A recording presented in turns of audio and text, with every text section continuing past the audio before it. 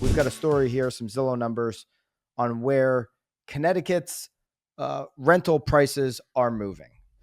Sure. So this is an article from ConnecticutInsider.com talking about some new Zillow data.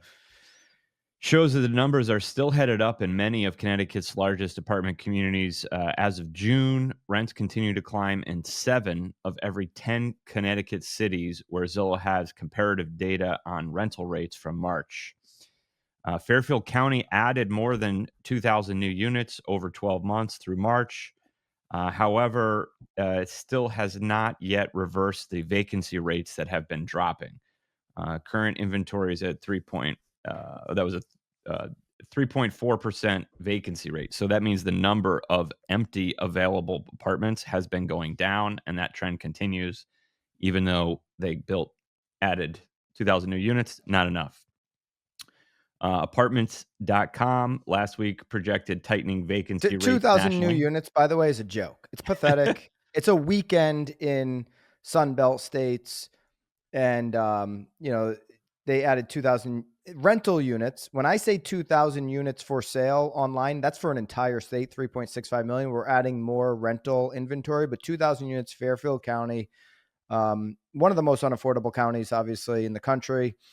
2,000 units over a 12-month span is pathetic and not something to pop a bottle of Vouv over. Yeah, and the rental prices shows it. Here's a little bit of data. They had several cities where rents were 30% higher compared to June of 2022. Middletown, New Britain, and Bristol rents up 30%. 20% increase in Stratford's average rent 1 year over year compared to 2024. Ansonia edged out Stratford for the biggest increase between March and June at a 16% increase. Norwich was the only city tracked by Zillow where rents were down, and New London was flat. So there you go.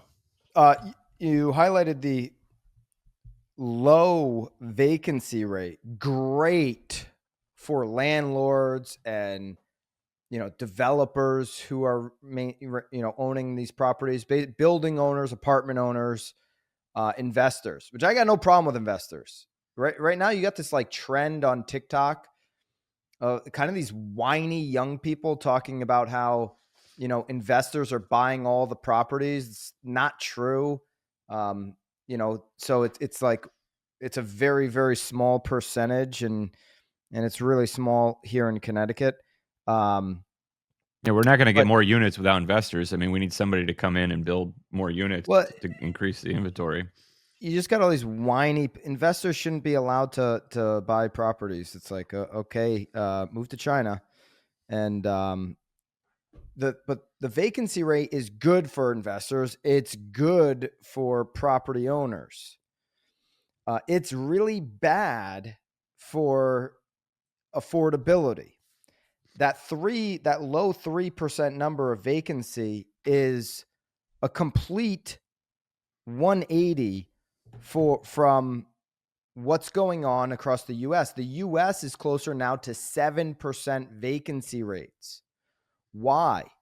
Well, areas like Austin, Texas, Tampa, Florida overall, Sunbelt states overall, Georgia, these Sunbelt states are driving that increase in vacancies, not because there's a mass exodus. I promise you, when you look at the, the year-end trends, you're going to see migration patterns going to the Sunbelt states, not as maybe as fast a rate as there was, but you're still going to see net migration positive into those states.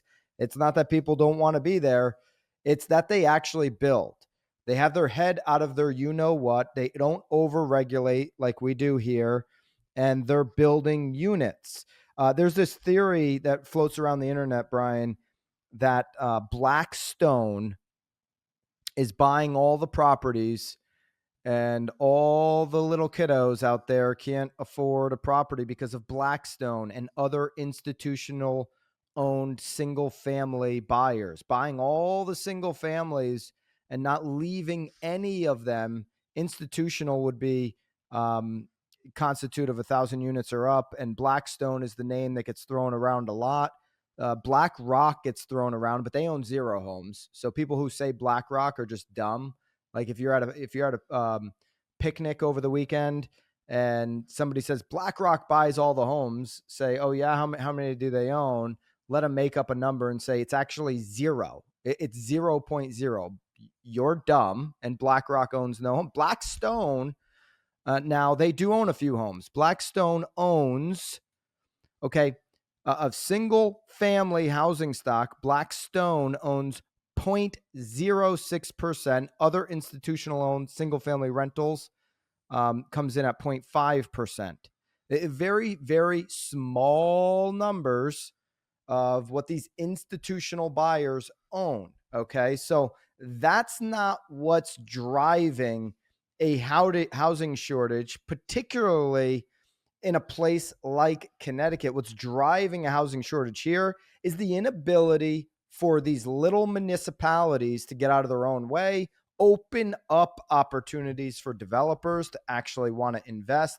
Fairfield County adding 2,000 more units over a 12-month period is sad. It's something, but it's not a realistic number to drive affordability in the right direction.